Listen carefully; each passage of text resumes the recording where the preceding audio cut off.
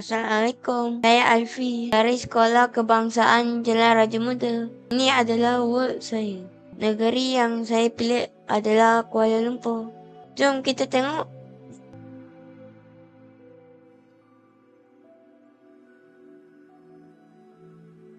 Ini adalah hotel, tempat pelancong menginap.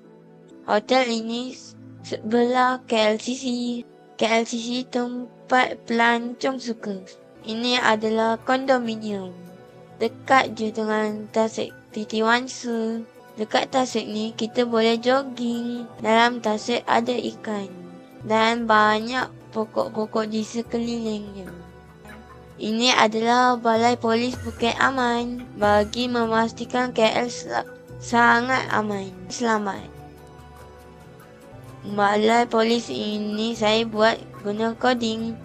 Dan kebanyakan bangunan lain pun sama. Ini adalah stesen monorail. Tangga untuk naik. Dan itu adalah monorailnya. Ini adalah rumah saya. Dekat dengan bangunan TRX. Rumah dan bangunan TRX saya buat sendiri.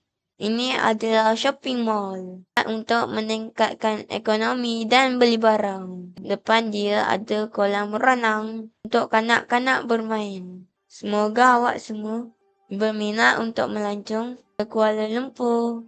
Sekian, terima kasih.